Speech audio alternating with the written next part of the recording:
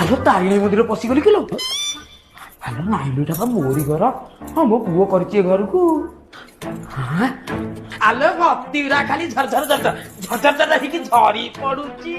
Hello ହେ ପତର ଖାଇ ପତର ଗୋଟେ ପୂଜା କରୁଛୁ।